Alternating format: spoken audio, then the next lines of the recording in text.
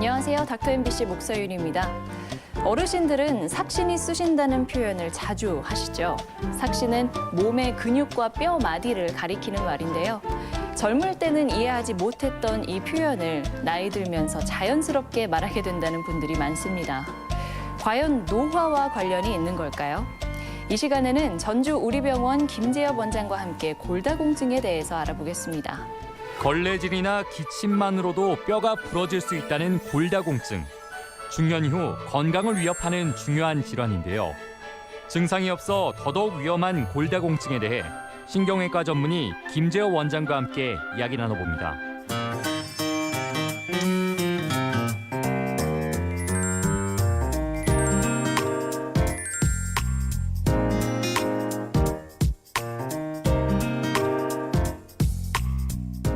네, 원장님 안녕하세요. 예, 안녕하세요. 네. 이 삭신이 쑤신다는 표현 있잖아요. 이게 이제 결국은 나이가 들면서 뭐 뼈와 근육이 약해져서 생기는 건가요? 사실 삭신이 쑤신다는 표현을 하시면서 진료실에 들어오시는 어르신분들이 있는데요. 사실은 난감할 때가 많습니다. 그러니까 어디가 특정 부위가 아픈 게 아니기 때문에 네. 원인이 다양할 수 있고 그다음에 어떤 질환인지 특정할 수 없잖아요. 하지만 이제 나이가 드시면서 기본적으로 생각할 수 있는 게 날씨가 추워지면 말초 혈액순환도 떨어지고 그리고 이제 근육이 딱딱해지면서 손끝, 발끝도 저리고 아프다고 하시는 분들이 많이 있습니다. 그리고 특히 비가 오거나 기압이 떨어지는 상황이 되면 네.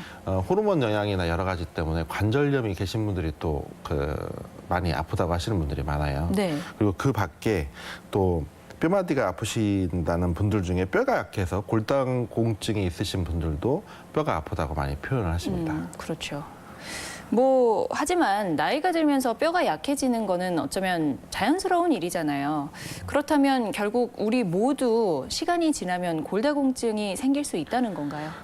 사실 이제 나이가 들면서 뼈가 더 튼튼해지는 사람은 없지요. 네네. 그래서 하지만 이제 나이를 고려했을 때도 정상인과 비교해서 터무니없이 너무 뼈가 약하다. 이런 걸 골다공증이라고 그래요. 그래서 네네. 수치로 이렇게 마이너스 2.5다, 마이너스 3.0이다 이제 이런 수치로 표현하게 되는데 네. 검사를 해서 약간만 뼈가 약해진 거를 골소공증, 약간 약해졌다 그렇게 표현하고요. 근데 이제 제가 임상으로 보면 특히 남자분들은 네. 70대, 80대가 돼도 수술할 때 보면 나사를 받거나 할 때 이게 돌리기 힘들 정도로 뼈가 튼튼한 분들도 계세요. 근데 이제 특히 여자분들은 호르몬 영향 때문인지 폐경이 되면서 급격히 뼈의 밀도가 이렇게 약해지면서 네. 통증도 있고 특히 무너지기가 쉽습니다. 네. 우리가 비유하자면 건물을 보면 콘크리트 안에 시멘트도 있고 철근도 들어가 있고 모래도 들어가 있고 그런 거 있는데 그런 건물의 골격이 약해지는 거예요. 그러다 보면 건물이 무너지기 쉽겠죠. 네. 제가 군대에 있을 때 어느 동네에 가서 담벼락에 기댄 적이 있는데 아무것도 아닌데 담벼락이 무너진 적도 있거든요. 예. 그런 것처럼. 근데 네네. 이제 사실 건물이 무너지면 다시 지으면 되지만 이런 뼈가 무너지면 다시 지을 수 없죠. 그게 문제가 돼서 여러 가지 합병증이나 그런 걸 야기할 수 있습니다. 우리 어르신들이 골다공증이 있으면 굉장히 위험하다 이렇게 표현을 하잖아요. 그럼 결국 방금 말씀하신 것처럼 이 뼈대가 무너질 수 있기 때문에 그만큼 위험하니까 조심하자 이런 차원인 건가요? 그렇죠. 이게 골다공증은 생명을 위협하는 질환은 사실은 아닙니다. 네. 당뇨병과 마찬가지죠. 당뇨병 자체로 돌아가시거나 그런 건 아닌데 네. 당뇨병에 합병증이 많이 있잖아요. 네. 그래서 뇌경색이라든지 심장질환, 콩팥질환으로 결국은 그런 합병증에 대해서 돌아가시는 분들은 많이 있습니다. 네.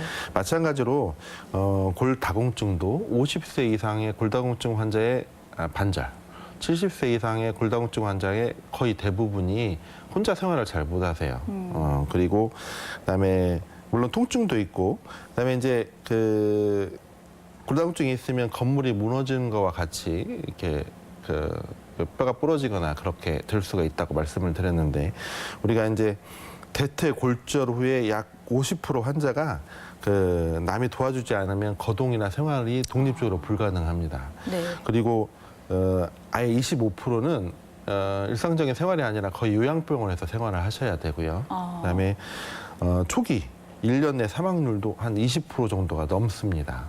그 사망은 뭐로 인해서 사망하는 여러 가지 합병증으로 올 수가 있죠. 이게 장기간 누워 있기 때문에 폐렴, 그다음에 욕창, 그다음에 통증으로 인해서 뭘 잘 드시지도 못하고 이렇게 사람이 휠체어나 운동을 해야지 소화 기능도 해지는데 면역 기능도 많이 떨어지고 그래서 여러 가지 합병증으로 돌아가시게 되고요.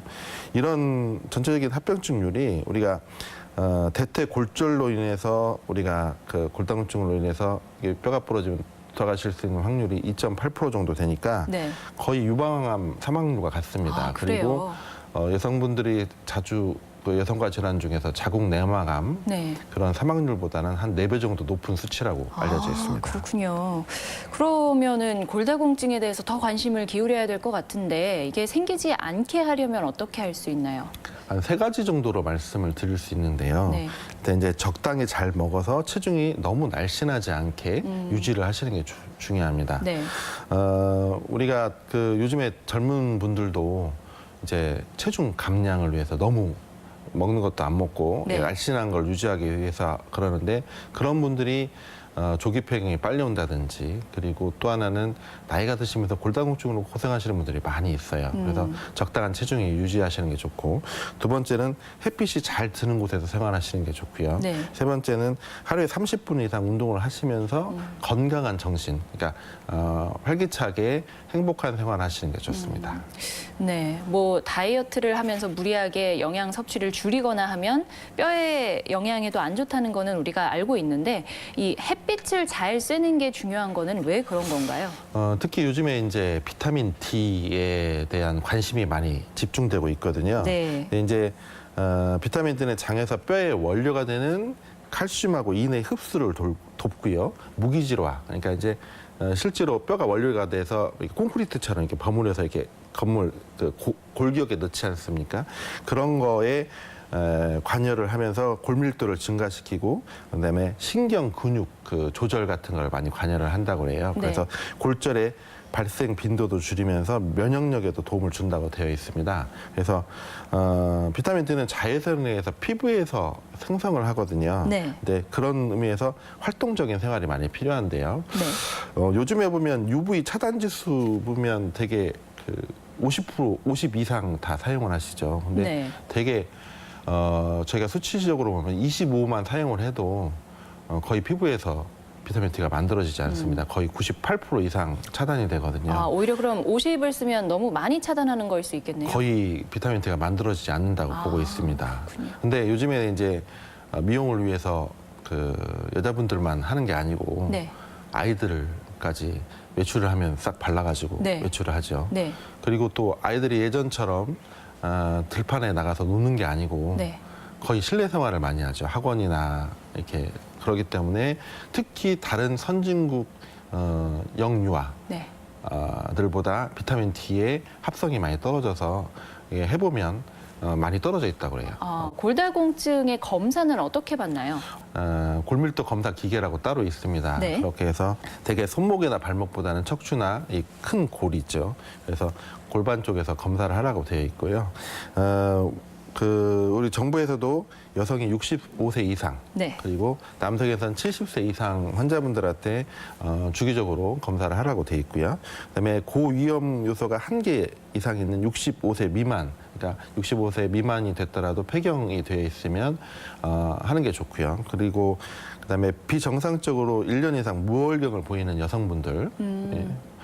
그리고 그다음에 넘어지지도 않았는데 골절이 생겼던 기왕력이 있던 분들, 그리고 그다음에 이제 골다공증을 유발할 수 있는 질환이나 약을 복용하고 있는 경우에 그렇게 네. 할 수 있는데 조금 전에 설명드린 고위험 요소라고 하면 특히 이제 여성분들이 호르몬의 영향을 많이 받기 때문에 저체중의 기왕력이 있거나 그다음에 이제 비외상성 골절에 기왕력이 있거나 가족력이 있는 경우, 네. 그러니까 넘어지지도 않았는데 뭐 뼈가 잘 부러진다든지 그런 분들이 있고요. 그다음에 이제 외과적인 수술로 인해서 폐경이 되신 분들도 있잖아요. 네.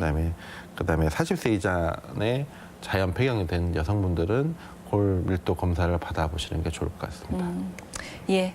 그리고 이제 나이가 드시면 여러 가지 보충 약을 정말 많이 챙겨 드시잖아요. 뭐 오메가3라든지 정말 많은데요. 이런 것들이 실제로 뭐 골다공증에 도움이 되나요? 도움이 많이 됩니다. 그래서 이제 나이가 드실수록 잘 챙겨 드셔야지요. 네. 근데 건강 보조 식품만으로만 유지할 수는 없습니다. 그러니까 네. 되게 식품을 많이 섭취를 하셔야 되는데 저희 이제 골다공증 학회에서도 이제 그런 지침이 있거든요. 식사 지침이 있는데 이거는 꼭 골다공증뿐만이 아니고 정상적으로 생활하는 데도 많이 도움이 됩니다. 네. 그래서 칼슘이 풍부한 식품을 매일 2회 이상 섭취를 하고 저지방 우유, 요구르트를 많이 섭취하는 게 좋고요. 네. 그다음에 이제 어류, 그다음에 해조류, 뭐 들깨, 달래, 무청 등의 칼슘 등이 많이 들어가 있기 때문에 많이 섭취하는 게 좋고요. 그다음에 이제 균형 있는 식사를 통해서 단백질, 뭐 칼슘, 비타민 D, K, 뭐 마그네슘이라든지 미량 원소 같은 걸 잘 네. 섭취하시는 게 좋고, 그다음에 이제 항상 이야기하는 거지만 너무 짜게 먹지 않거나, 그다음에 이제 오메가 3 지방산이 많은 음식을 적어도 주 2회 이상 섭취하는 게 좋고요. 그다음에 이제 두부, 그다음에 콩 그 단백질이 많기 때문에 그래서 그리고 칼슘이 많이 되어 있습니다. 그래서 그런 것도 많이 섭취하시는 게 좋고, 그다음에 무기질 섭취를 위해서 신선한 채소나 과일을 충분히 먹고, 특히 이제 중요한 것은 무리한 체중 감량을 해서 이 체중이 너무 빠지지 않게 조심하셔야 되고, 그다음에 이제 탄산음료나 커피나 그런 섭취를 줄이는 게 좋고요. 네. 만약에 이제 카페인이 필요한 경우는 홍차 같은 걸 많이 드시는 게 좋고, 그다음에 흡연은 피하는 게 좋고, 네. 술, 담배는 역시 안 하시는 게 좋습니다. 네, 오늘 이 시간에는 신경외과 전문의 김재엽 원장과 함께 골다공증에 대해서 알아봤습니다. 오늘 말씀 고맙습니다.